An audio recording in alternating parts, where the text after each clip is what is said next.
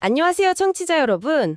오늘 우리가 좀 깊이 살펴볼 자료는요. 사도행전 14장 1절부터 7절까지에 대한 설교 분석입니다. 네, 바울의 첫 전도 여정 중인데 그 이고니온, 지금의 터키 지역이죠. 거기서 겪었던 일을 중심으로 다루고 있거든요. 이고니온. 네, 이 자료를 보면서 초기 기독교가 어떻게 퍼져나갔는지, 그 생생한 모습, 또 예상치 못한 반대는 어떻게 부딪혔는지, 뭐 그런 것들. 그렇죠. 그 과정에서 드러나는 인간 본성 같은 것도 있겠고요. 맞아요. 그런 것들을 함께 탐색해보는 시간을 가지면 좋겠습니다. 어떤 통찰을 얻게 될지 저도 기대가 되네요. 네, 흥미로운 자료인데요. 이 설교 분석에서 다루는 시기가 역사적으로 보면 예수님 부활 승천하시고 한 14년? 그 정도 지난 시점이에요. 주후 47년에서 49년 그 사이쯤이군요. 네, 그렇게 보고 있습니다. 바울하고 바나바가 이제 복음 전하려고 시리아 안디옥 교회를 떠나서요. 키프로스 섬 갔다가 비시디아 안디옥 거쳐서 이제 이고니온으로 가는 딱 그 여정의 한가운데죠. 네네. 청취자께서 공유해 주신 이 설교 분석 자료가 당시 상황을 신앙적인 관점에서 해석하면서 여러 의미를 잘 짚어주고 있더라고요. 그 내용을 중심으로 한번 보시죠. 좋습니다. 그럼 이고니온 이야기 본격적으로 하기 전에 바로 그 직전 장소 비시디아 안디옥에서의 경험을 잠깐 짚어보는 게 중요할 것 같아요. 네, 그게 필요하죠. 연결되니까요. 이 설교 분석에서도 그 연결성을 좀 강조하고 있더라고요. 처음 바울이 설교했을 땐 반응이 꽤 괜찮았는데 네, 처음엔 좋았죠. 근데 바로 다음 한시길에 엄청난 인파가 몰려들면서 분위기가 확 바뀌었다. 이렇게 지적하죠. 맞습니다. 온 시민이 거의 다 모였다는 그 표현. 와, 그 열기가 정말 대단했음을 보여주는 거죠. 청취자께서도 한번 그 장면, 그 군중을 상상해 보시면 좋겠어요. 네, 바로 그 지점에서 설교 분석은 중요한 전환점을 딱 짚어내요. 그 수많은 군중을 본 당시 유대 지도자들이 시기심에 사로잡혔다는 겁니다.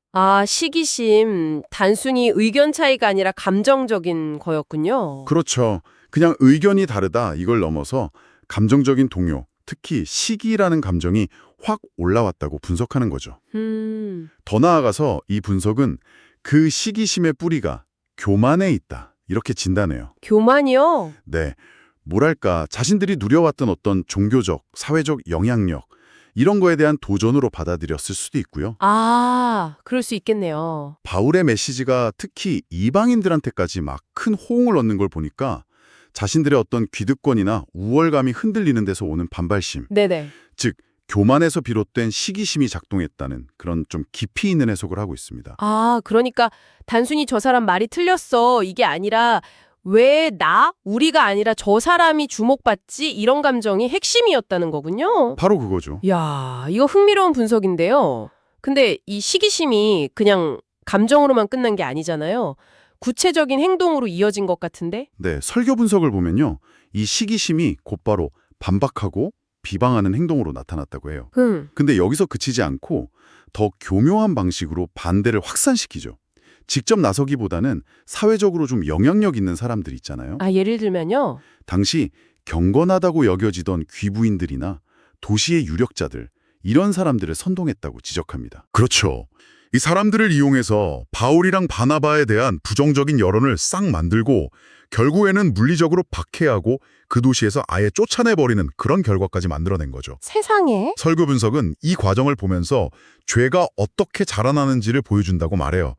내면의 교만이 시기심을 낳고 이게 밖으로는 비방과 선동으로 마지막엔 박해라는 행동으로까지 이어지는 패턴. 네네. 해 아래 새 것이 없다는 전도서 말씀처럼 인간 사회에서 계속 반복되는 어떤 어두른 단면을 보여준다 이렇게 설명합니다. 교만에서 시작된 감정이 선동을 거쳐서 실제적인 박해까지 이어지는 과정이라.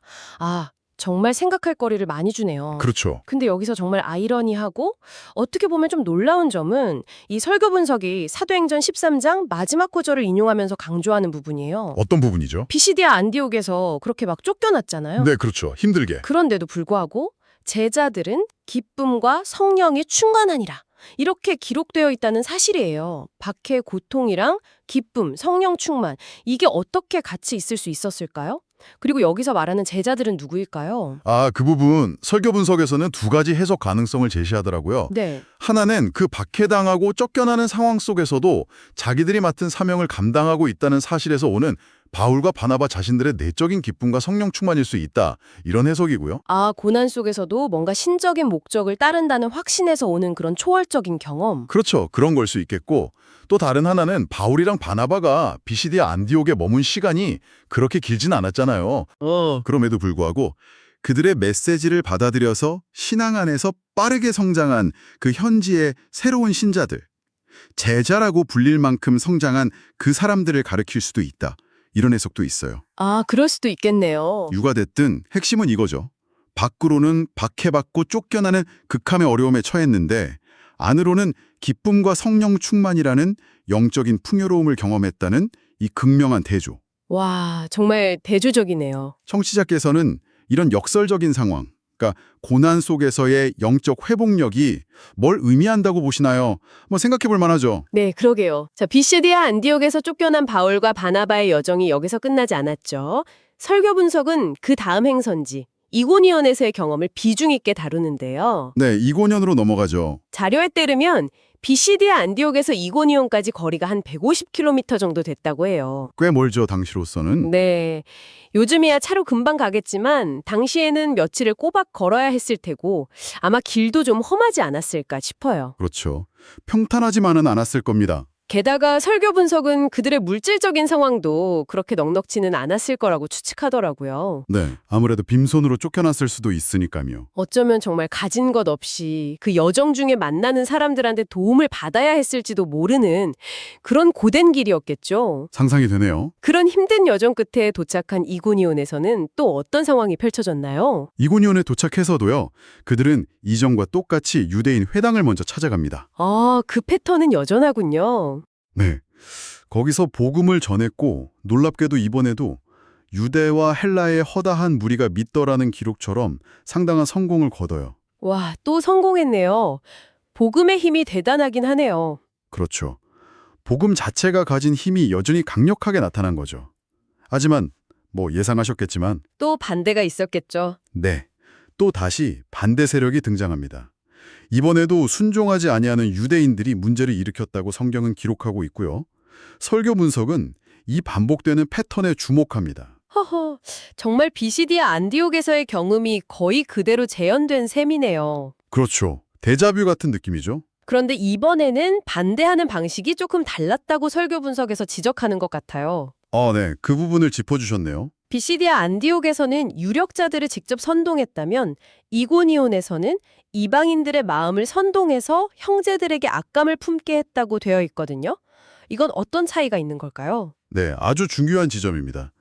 설교 분석은 이 부분을 특히 강조하면서 설명하는데요. 네. 마귀를 뜻하는 헬라어 디아블로스 있잖아요. 네, 들어봤어요. 그 원래 의미가 이간질하는 자, 중상모략하는 자라는 점을 다시 한번 떠오르게 해요. 아, 이간질. 네, 이고니온에서 순종하지 않던 유대인들이 했던 행동이 바로 이 디아블로스적인 방식이라는 거죠. 어떤 식으로요? 직접적인 폭력이나 권력자를 동원하기보다는 거짓 정보나 왜곡된 이야기를 막 퍼뜨려서 사람들 사이에 불신과 적대감을 심는 방식이에요. 아, 교묘하네요. 특히 믿음을 가진 형제들, 그러니까 새로 생긴 신자 공동체를 향해서 이방인들이 악감, 나쁜 감정을 갖도록 막 부추긴 거죠. 관계를 깨뜨리려고 하는 거네요. 그렇죠. 관계를 깨고 공동체를 내부에서부터 무너뜨리려는 아주 교묘하고 악의적인 전략이다.